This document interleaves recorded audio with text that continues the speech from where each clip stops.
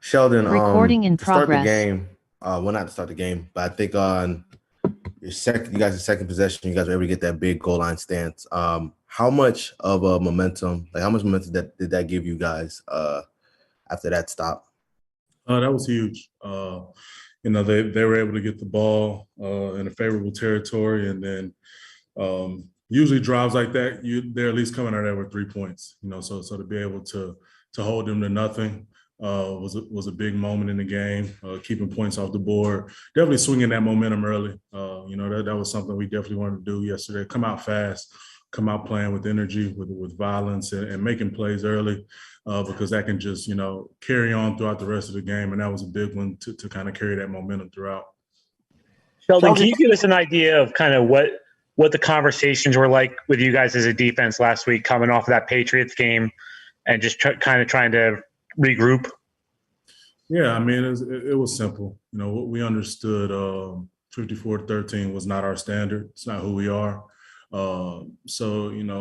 To a degree, you just want to put it behind you and get to work on Cincy, and that's what we did.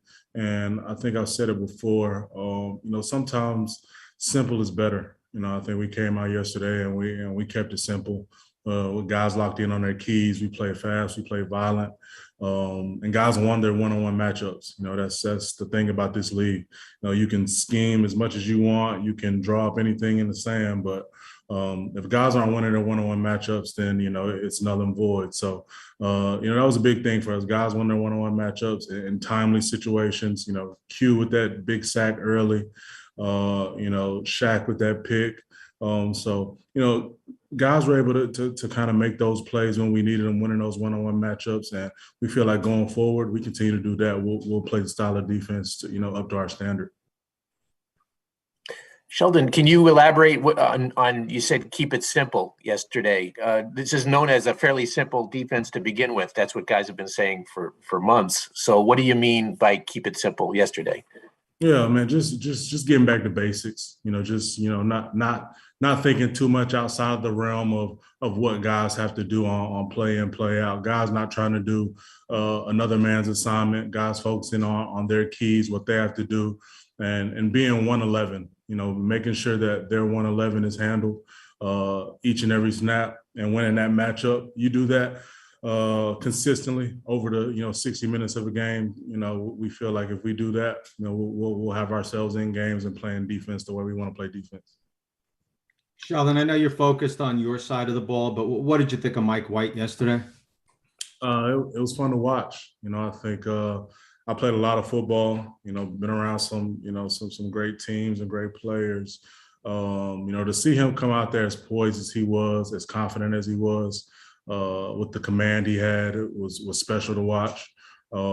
Taking what the defense gave him and being able to take those shots when necessary, forcing it when he needed to force it, but, checking it down when he needed to check it down. You could just tell he was having fun. He was playing with confidence. And I think confidence goes a long way in this game. So being able to watch him do that was special to watch. Hearing the crowd say his name, I mean, that was, that's something, not only that we'll never forget, but, for a guy like him, like first career start, in that environment, was big for him, his confidence going forward for sure. Sheldon, how much of a step was it for this defense yesterday to come up with those stops in the fourth quarter? Because in London against Atlanta, the offense cut it to 20-17, then you guys couldn't stop them, but you did it yesterday twice with your sack on third down and with Shaq, the interception. Just how big a step was that for you guys? That's big. I think, as a D-line, we're always talking about put it on us. We want that pressure. We want that added fuel. For Shaq to be able to come up with that pick and then, me coming up with that sack, it all works hand in hand. Each and every guy out there on that D-line winning their one-on-one matchups that help, a single guy make a big play for this entire defense. It just all works together. I think, with the D-line, the linebacker, secondary, everybody locked in on that play, that singular play, understanding that when that play's over, that play doesn't exist anymore, and the next one is the only one that matters. And, I think we were able to do that to, like I said, come up with some timely stops and timely big plays to kind of shift momentum when Cincinnati was trying to gain it back or make a push to kind of close that game out. We were able to do some things that were able to put our offense in good positions and help this team come out with a victory. Sheldon, it's Kim Jones from NFL Network. You mentioned an answer or two ago about confidence going a long way. I know Thursday games are challenging no matter the circumstances, but I would think a little extra confidence when you have to go on the road so soon can really help this group. Can you speak to that? Oh, for sure. I think, it's definitely great coming off a big win, like that, where, like I said, it's clear on tape, guys are winning their one-on-one matchups. Guys are playing well. Guys are flying around. Guys are playing the brand of ball that we're accustomed to playing. Going into a short week, teams are never going to do too much. It's never going to be about scheme. It's never going to be about, coming up with a whole new game plan. It's going to be about coming out fast, coming out with energy, making sure guys are feeling well. And then guys executing and winning those one-on-one matchups. So, breeding that confidence yesterday is going to do nothing but carry that momentum throughout the week in preparation and making sure guys are ready to win those one-on-one matchups come Thursday night. Sheldon, can you put in a bigger picture into perspective just what the win did in general for you guys yesterday? Because, obviously 1-6, you don't want to be 2-5, but 1-6 is a pretty significant hole to get out of. Now, perhaps you get some momentum going and, just what did that do for the whole locker room? Yeah, well, I think the goal each and every week is to end the week 1-0, right? I think so. For us, just being able to get a win, period, and get back in that win column is big, and getting guys to understand that we can play with anybody in this league. Cincinnati was playing as well as anybody in this league. Offensively, they were lighting up the scoreboard, throwing the ball all over the place with a lot of playmakers. And to be able to have them come in here and play them as tough as we did and be able to come out of here with that win, that's big. Like I said, there's nothing but breed confidence and get guys to understand that week in, week out, it's going to come down to those individual matchups. Can you continue to win those? Can you continue to fight, scratch, claw, and do everything possible to keep this team in those tough games? And we feel like if we stay in those games, we have the guys that are able to make those plays to win those. Just as a quick follow on that, Robert Saleh last night was talking about, because you have such a young team, you're going to have a game like you had last week, in Foxborough, and then you're going to look like a playoff team yesterday. Is there a secret? You're, a veteran to some degree compared to the rest of the guys in the room. Is there a secret to kind of melding that consistency where you're not wildly going from one extreme to the other? I just think it continues. It's all about the continuing to focus on the details, continuing to focus on the preparation, the work put in. I think once the guys are able to continue to do that, and like I said, that confidence, does nothing but transfer over into everything else. So using yesterday as motivation and not using it as, something to lay our hat on.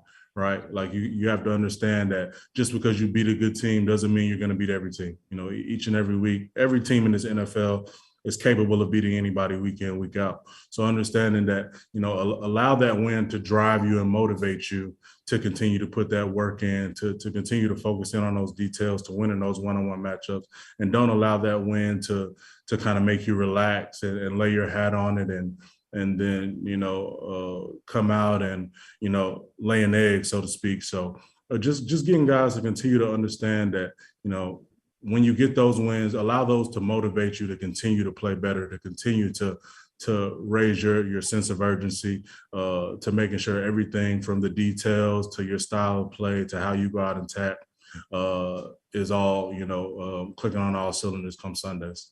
Thank you. We'll take a few more for Sheldon. Yeah, Thursday night is your guys' only primetime appearance all year. Does that still matter to players being, the primetime, the only game on? Does that still carry the same juice? I think every player obviously enjoys playing on those primetime games. I think, you're the only thing on. Everybody's got to watch you. So, guys definitely get up a little bit more for that. But at the end of the day, when it's time to go compete, guys are ready to go compete. when it comes down to it, this is guys' livelihood. This is how people, provide, not only for themselves, but, for families and, different things like that. So no added motivation needed with it being a primetime game. Indy's just the next opponent, and guys are looking ready to go out there and compete, just like it would be on a Sunday at 1 or Sunday at 4:15, whatever it may be. Guys are ready to compete regardless. Hey, Sheldon, it's Kim again. I'm just starting on the Colts, but I did see that Carson threw a couple of really, really, really untimely picks yesterday that they ended up dooming his team. How hyper aware is a defense, maybe a front in particular, when you have a quarterback, kind of prone to mistakes? Yeah, well, I think it's something, as you go through game planning, as you go through study, you understand that, if you fluster a guy like that, if you get after him, if you make him have to take his eyes off the receivers downfield and worry about the rush, then you can affect him. Then you can, force him into bad throws. You can get sacks, get the ball out of his hands. And that does nothing but, get the ball back in our offense and allow them to get rolling. So I played Carson a few times and understanding the player he is and understanding, the things he likes to do on the field. It'll definitely be on us to get after him and force him to kind of, like I said, take his eyes off the routes downfield and make him run around and force him into some bad throws. I really appreciate that answer. And if I could just quickly follow up, how much of a difference for your D is it when CJ's out there? Listen, CJ's an all-pro linebacker. That's a guy you can't replace. So him being out there, he's like the calm in all the chaos. He's a guy, he keeps everybody level-headed. He gets everybody understanding situational awareness, what down and distance, what to expect. He makes all the checks, gets guys lined up. And then when you got a guy who can do that and then also go make the play, it's special to have out there. So definitely having him out there with us does nothing but, make you want to raise your level of play, your sense of urgency to be on the same level he is. Sheldon, I think you seem like the calm amid chaos. Are you a little like that too? I like to think I am. I think I'm a guy that's always kind of even-keeled, level-headed. Everybody else usually around me has a bunch of energy, but I'm pretty much always like this, able to understand what's going on, what needs to be done, and how we got to go out and attack it. Thank you. Is that it for Sheldon? Sheldon, as a fellow big guy up front, how impressed were you by the play that Shaq made? I mean, that tip and pick was pretty athletic. Just, as for you guys up front, that must have been pretty cool to see. Yeah, so I told Shaq this afterwards. I said, look, you know me, I'm always super chill. I don't get too hype about much, but that got me running to the end zone and taking pictures with Shaq. Like that was as impressive as a play as I've seen in a while, just from the, just the awareness, to get your hands up. And then once you tip it up, being able to find it and get the ball again and come down with it. It's one thing to locate it and try to go up and get it, but, with guys around you and trying to knock the ball down and trying to tackle you, to be able to come down with it in that situation was huge. And I think he said that was his first interception in his career. So, and it was our first one on the year. So, what better situation could we have our first interception in than that one? So it was big time for sure. Sheldon. Last one here from DJ. Sheldon, which pick was better, yours in 2017 or Shaq's yesterday? Oh, man, I had the yak. What you mean? I had the yak. Yeah, come on now. Yeah, it was me. I was able to show the vision, setting up blocks, all that. Yeah, come on now. Yeah, we got to slide that video in an article or something. We got to get that back circulating for sure.